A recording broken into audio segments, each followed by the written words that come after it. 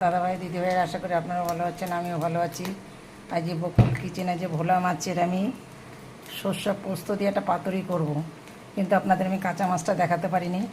কেন দেখাতে পারিনি? একটাই কারণ, আমার বাদবাকি রান্নাটা হয়ে গেছে, কিন্তু দেখাতে পারিনি। আমার বালির গাড়ি আসলো তো সেখানে ছুটে গেলাম, যার জন্য সম্পূর্ণটা দেখাতে পারিনি।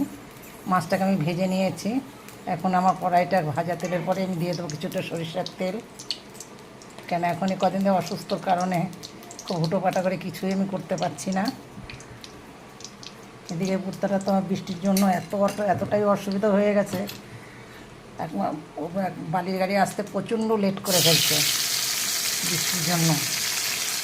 সেখানে গেলাম, যার জন্য আমার অনেকটাই দেরি হয়ে গেল। রান্না করতে অনেকটা সমস্যা হয়ে গেল, অনেকটাই দেরি হয়ে গেছে আজকে রান্না করতে।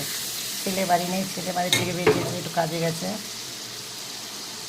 কেন আমাদের তো জানেনই যে আমাদের প্যান্ডেলের ব্যবসা, যার জন্য ছেলের এখন দুর্গা পূজায় তো অনেকটাই কাজের চাপ পড়বে, এখন থেকে কাজের কন্ট্যাক্ট।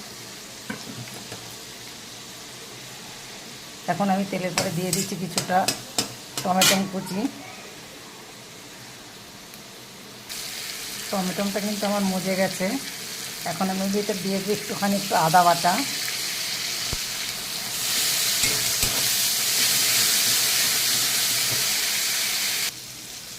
আমার টমেটো আর আদা বাটাটা ভাজা হয়ে গেছে। এখানে আমি বাটিতে নিয়ে নিয়েছি সাদা সর্ষে, কালো সর্ষে কটা, চাল মগজ, একটুখানি পোস্ত, জিরা আর কাঁচা লঙ্কা একসঙ্গে আমি পেস্ট করে নিয়েছি।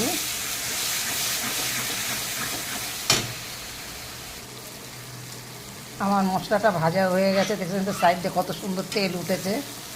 এখন আমি এর ভিতরে দিয়ে দেবো কিছুটা জল, কেননা ভোলা মাছটা দেখবেন সর্ষা পোস্ত দিয়ে পাতুরি খেতে কিন্তু খুব ভালো লাগে। আজকে আর অতটা সম্পূর্ণটা দেখাতে পারিনি, একটাই কারণ, বললাম কাজের খুব চাপ ছিল। এমনিতে শরীরটা ভালো না, খুব দৌড়োদৌড়ির মধ্যেই আসি। এখন ঝোলের পরে কিন্তু আমি হলুদটা দেবো, হলুদটা দিতে আমি ভুলে গেছিলাম আগের থেকে। এখন আমি কিছুটা হলুদ দিয়ে দেবো আর কিছুটা লবণ দিয়ে দেবো। আর বলবেন না, এখানে 5-6 দিন পর্যন্ত বৃষ্টি, এতটাই বৃষ্টি। আবার এই যে একটু সকালবেলা একটু খরা হলো, তার মধ্যে এখন আবার মেঘ করেছে, অসম্ভব মেঘ করেছে। দুনিয়ার জামা কাপড় সব বাইরে, বৌমা পেরে ওঠে না, ছোটো একটা আমার নাতি আছে, তার পরিষেবা সারাটা দিন দিতেই কাজ সারা হয়ে যায়। আমার ঝোলটা ফুটে উঠেছে। এই যে মাছটা আমি ভেজে রেখেছিলাম, এই যে মাছ কটা আমি দিয়ে দেবো। দেখেন আবার বৃষ্টি নেমেছে, তরকারি বসিয়ে দিয়ে আবার ধরেছি জামা কাপড় তুলতে। তা তো কপাল ভালো, আজকে ছাদের উপরে দিইনি, উপরে নিচে দিয়েছি সব।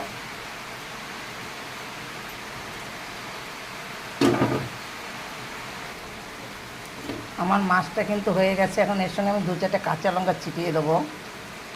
মাঝখানে কেটে দিয়েছি লঙ্কাটাকে। আমার কিন্তু রান্না হয়ে গেছে। দেখুন কত সুন্দর আমি সর্ষে পাতুরি করেছি, কত সুন্দর সর্ষে পাতুরি। আমার এই ভিডিওটা দেখে একটা লাইক কমেন্ট শেয়ার করবেন, তাতে আমি খুব খুশি হব। কেন এই কদিন পর্যন্ত আমি ছাড়তে পারিনি, 5-6 দিন পর্যন্ত আমি খুবই অসুস্থ ছিলাম। আমি এখনও সুস্থ না, তার ভিতরে টুকটাক করে আমি রান্না করতেছি। কেন আমার বৌমা পেরে ওঠে না, বাচ্চা করলে তো একটা লাইক কমেন্ট আমাকে শেয়ার করে দেবেন।